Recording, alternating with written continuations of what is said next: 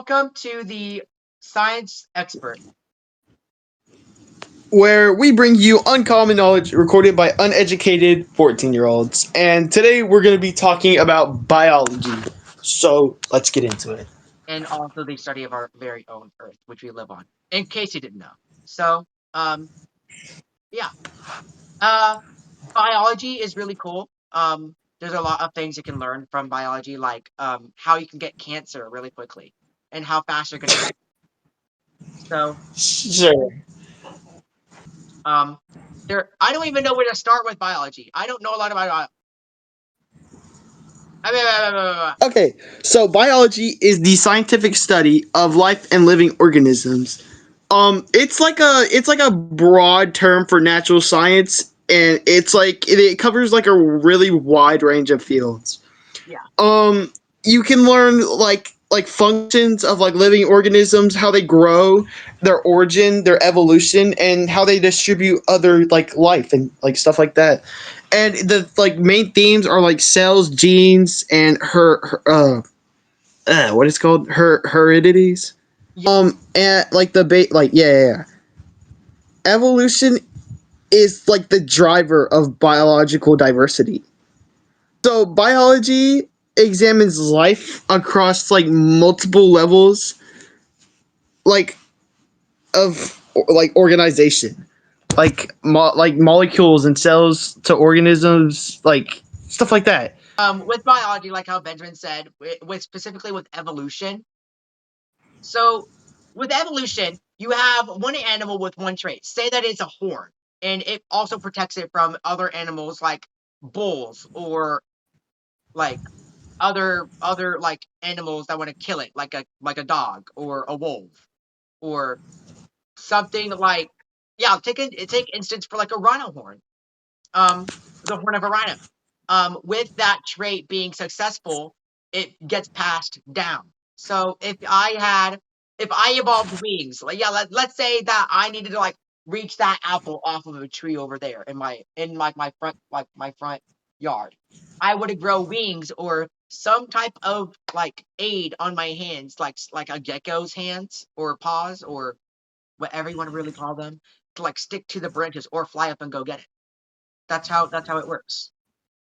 Yeah, it like okay, so evolution, like Jackson, like basically what Jackson was saying is it it occurs through a process that's like called genetic drift and natural selection. And it's basically this thing where animals will evolve to their environments, and they'll Yeah, evolve to their like area, so they'll gain a like better understanding and better abilities of their environment, and use basically they're using the stuff around them, and like yeah. yeah. Like let's say for example, um, all suddenly all of the yeah suddenly all the fruits in my area just became toxic, like that. All of the animals in the area would eventually like get like a really strong stomach to withstand those poisons to eat the fruit there because they're dependent on it. Exactly. Or like Actually, this oh sorry, go ahead. if the sun was a red giant, it would produce more infrared light, which the chlorophore chlor what I can't even say it.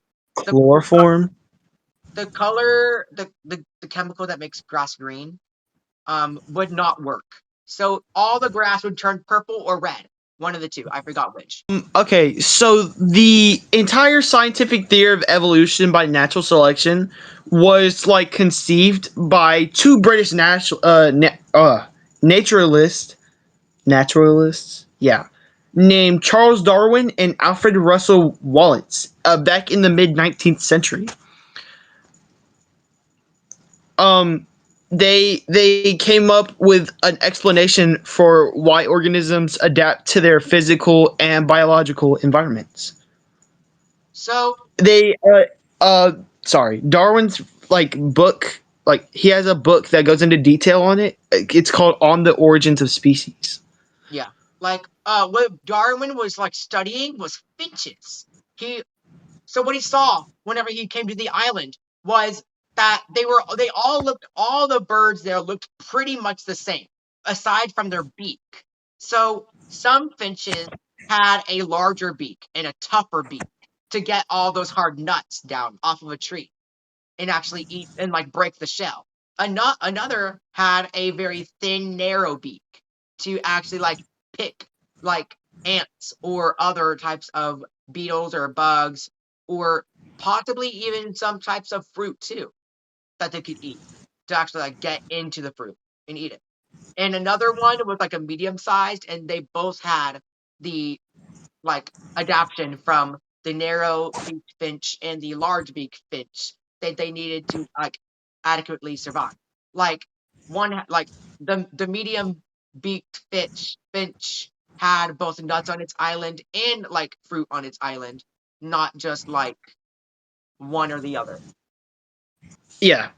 All life on Earth, including humanity, share a LUCA, which is also known as a last universal common ancestry. Luca. Basically, they all share some sort of ancestry. Yes, that means I'm related to you, Benjamin. Yeah. So, with modern life, it's really complex, but with like the earlier Luca-esque like life, it was super simple. So, with Luca type life, we have just like single-celled organisms, really simple celled. Like um hmm, how do I say this? Uh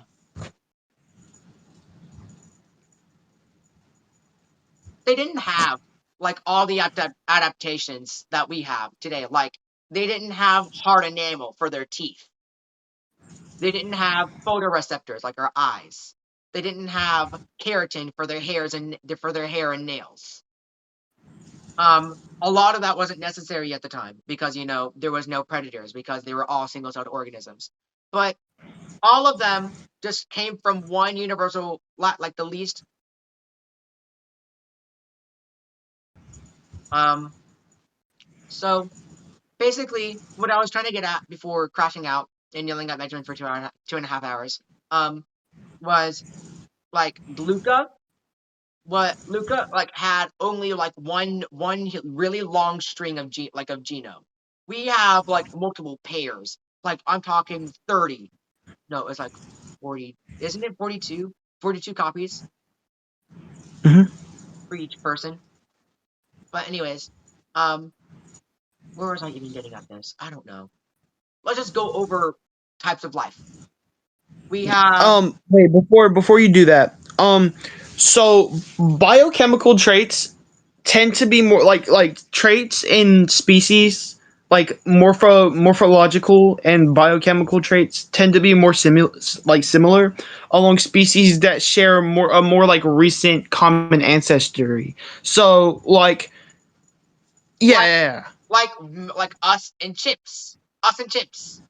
We share a common ancestor, Australopithecus. Like recent common ancestry. Yeah. Yeah, Australopithecus. That was one of the really, really early ancestors after we split from chimps and other like primates and apes.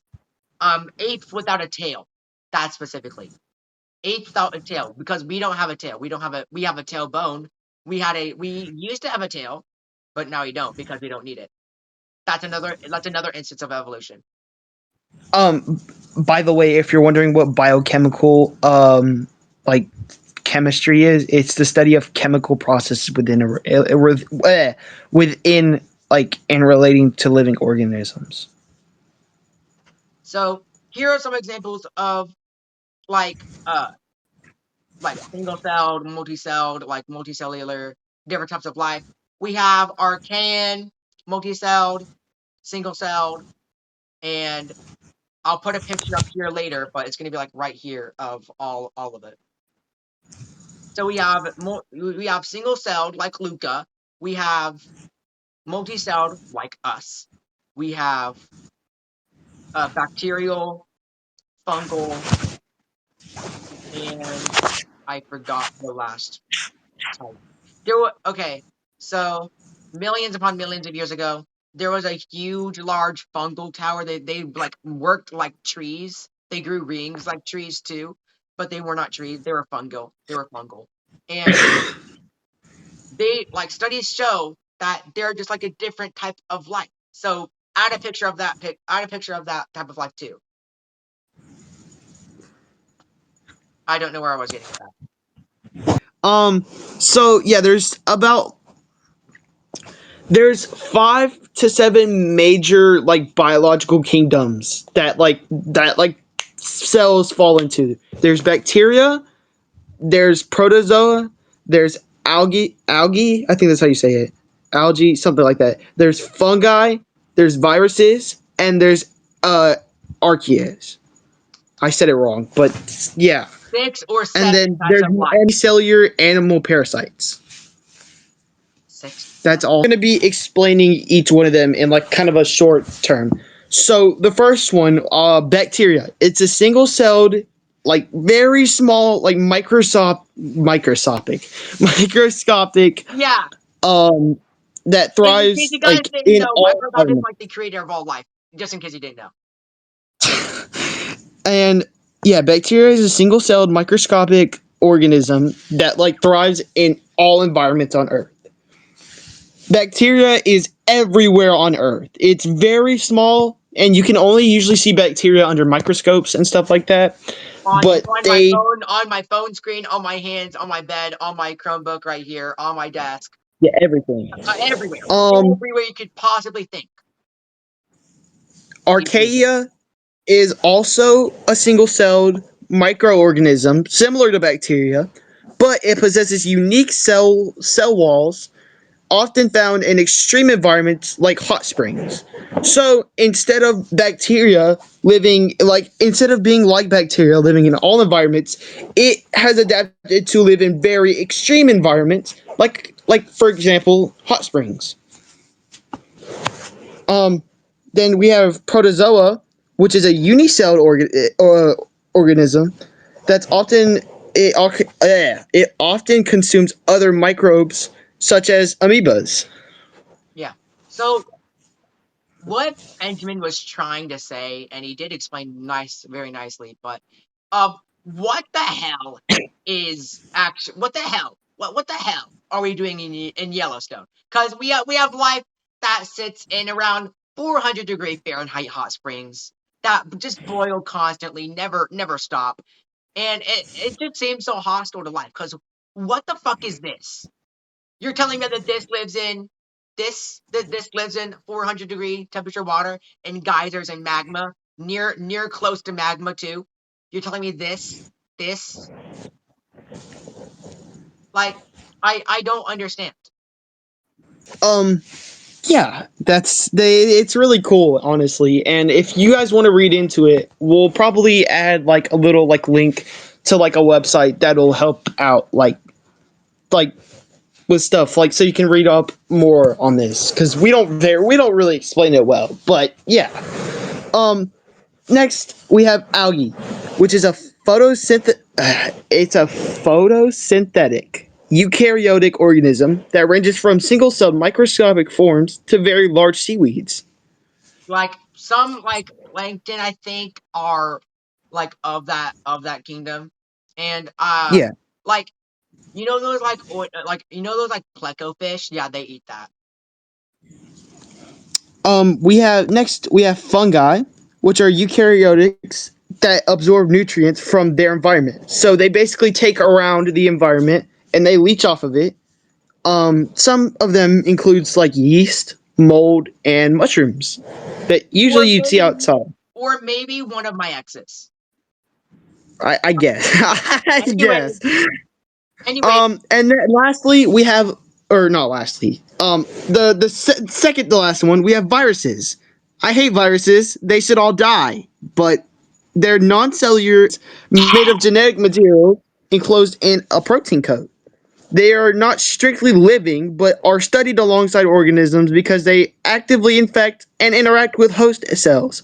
I mean, Viruses like are very bad. they have DNA. They move around. They do certain complex like machine. They're like really complex machines. They have DNA. We don't know what the fuck they are. I don't know if they're alive or not. I guess they are. But yeah, they're very complicated, and viruses, like new viruses, are being discovered like a lot, Like the Honda just like Virus 6700 God of my ass. Um, but yeah, I hate viruses. They're bad. And then lastly, we have multicellular animal parasites. They're a complex, very, very complex eukaryotic organism that spends portions of their lives in hosts, such as parasitic worms. Or, like, for example, if we're talking about ourselves, there's tapeworms, Yeah. which Like are very, very I bad. took like a tapeworm last year and it made me really skinny. But yeah, that's all seven. That's all seven major biological kingdoms. Now there is a very, very, very long like list that basically helps you find a certain organism. It's taxonomy of living things. That's what it's called. A Yeah, yeah. taxonomy. So I It don't use a it testimony goes of things, but I'm sure Benjamin doesn't. um it from the top. It goes domain, kingdom, phylum, or I can't remember. I can't think of how to say it. Class, order, family, genus, and then species. And it is a very long. It's kind of a long process, but it's very easy once you get the hang of it. Yeah. Like say two spiders look alike and they have different colored backs. You would like look up, oh, what species is it? You know, it's Spideronde and the like that's just like the male or female counterpart of it. Then you would look in phylum and see if there's any other types and then all the way up until you have like the spiral scorpion from like 200 million years ago.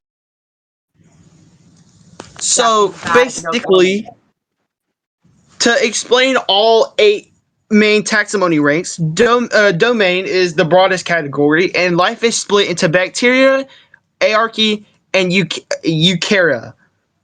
Um, then after that, after you figure out that, you go to kingdom, which is a subdivision of domain.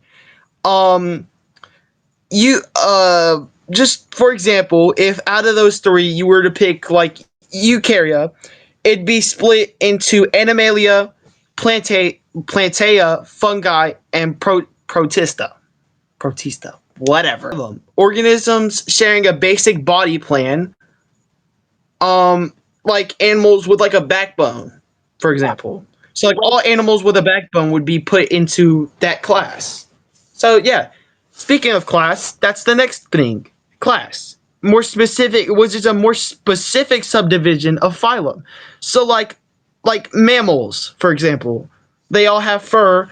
Like most all mammals have fur. That'd be the class, which is called Mammalia, I think. Mhm. After that is order, which is groups of closely related families such as carnivores, which are like meat eating mammals. And then after that is what, Jackson? Did you account for us herbivores? Oh yeah, we're omnivores, dummy. I know! After that is family, which is a group of related genera, like dogs, wolves, and foxes, for example.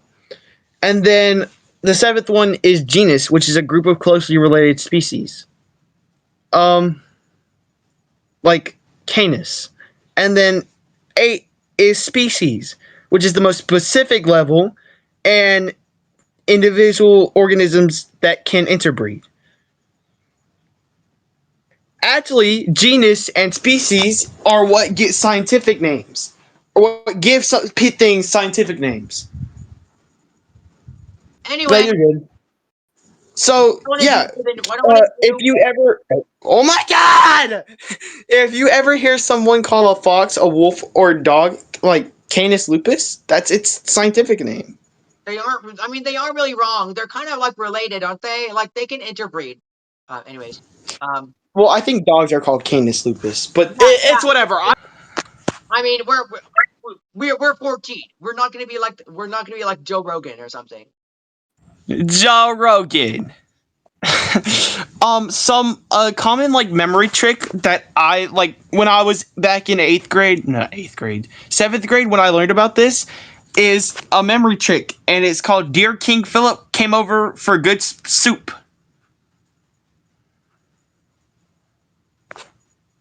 Close your mouth. No, that's actually what I like. There's like a little saying Hey! to memorize that one. Anyway, so sadly, what Um, so sorry. Yeah, that's basically some like oh my gosh. That's basically the whole like thing of evolution and genetics and how stuff gets their name, like their scientific name from taxonomies, like the like living like yeah. Um yeah, like what? Next we're going to be talking about career paths that you can take in biology. Um There is so marine biologist, biologist, plant biologist. I think that's called a botanist.